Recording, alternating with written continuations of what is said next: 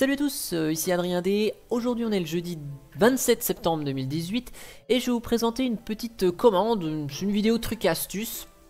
Puisque j'ai montré hier à mes étudiants la commande script qu'ils connaissaient pas. Ils avaient l'air d'être assez bluffés par ses possibilités, même si ça fait pas grand chose. Cette commande est assez sympa et du coup je me suis dit tiens je vais vous la présenter ce matin. Donc la commande script, pour avoir toutes les infos, vous pouvez taper man script, vous avez toutes les infos sur comment utiliser cette commande et à quoi elle sert. Donc la commande script permet de faire un type script de la session de terminal. Donc elle s'utilise de cette manière, script d'éventuelles options et un fichier. Ça permet de conserver les commandes tapées et leurs résultats, leur retour. Alors vous allez me dire à quoi ça peut servir, parce que là je fais des commandes, au pire je fais clic droit copier et j'historise ça, clic droit coller. Oui, je suis d'accord. Mais script va un petit peu plus loin, vous allez voir, puisque on conserve la coloration des commandes. Et puis c'est très utile quand vous voulez lancer, bon, alors pour eux c'est très utile pour garder les commandes dans un fichier qu'ils pourront m'envoyer à la fin de leurs travaux pratiques. Mais ça peut être aussi utile dans le cadre de, voilà, vous mettez en place quelque chose sur un serveur et vous voulez garder dans un coin toutes les commandes que vous avez tapées, le résultat des commandes, éventuellement s'il y a eu des couleurs, des informations. Donc ça c'est assez pratique. Je vous montre ça en exemple. Donc clear. Voilà. Donc je vous montre ici. Si je tape la commande script, je vais pas y arriver. Script. Voilà. Ici c'est marqué le script a débuté, le fichier est type script. Donc si je fais un ls, vous allez voir ici, on a le fichier type script. Bon. Je vais dans la racine, je liste la racine. Vous voyez, j'ai un peu de couleur. Si je vais dans slash boot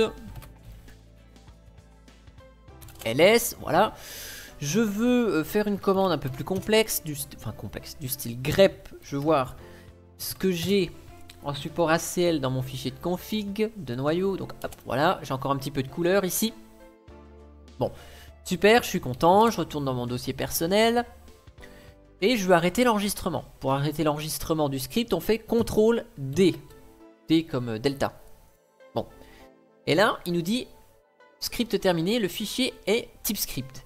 Si j'essaye d'ouvrir avec mon éditeur de texte type script, vous allez voir, c'est pas terrible. Puisque ici, on a des choses un peu bizarres. Et oui, puisque script va enregistrer non seulement le retour des commandes, mais va enregistrer également la coloration syntaxique. Et c'est pour ça on a les balises de coloration. Donc c'est pas terrible d'ouvrir ce fichier type script ainsi, mais vous pouvez avec la commande less, type script, ou cat pour afficher d'un coup, ou mort, ou ce que vous voulez.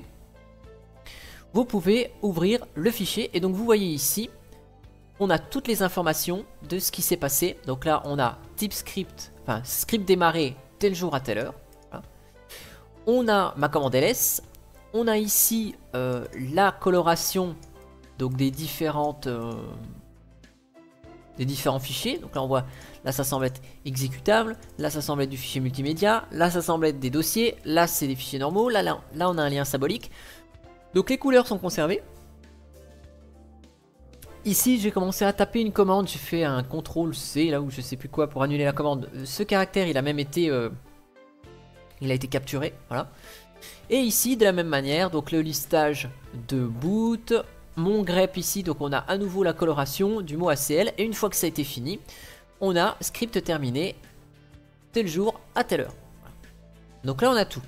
Donc ça c'est assez sympa, puisqu'on garde tout dans un coin.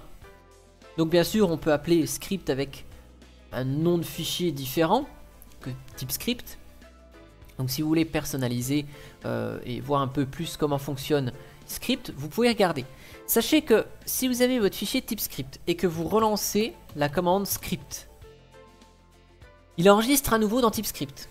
Et si vous faites un ls bin par exemple, et je fais CTRL D pour annuler l'enregistrement, si je regarde à nouveau ce que j'ai dans le fichier type script, eh bien vous voyez ici que le script il a démarré à telle heure, mais on n'a plus les anciennes commandes.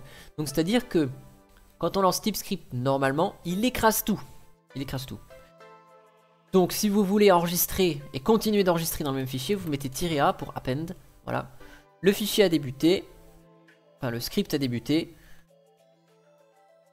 On peut faire un grep, grep, je sais pas moi, XFS cette fois-ci, tiens, dans boot config du noyau.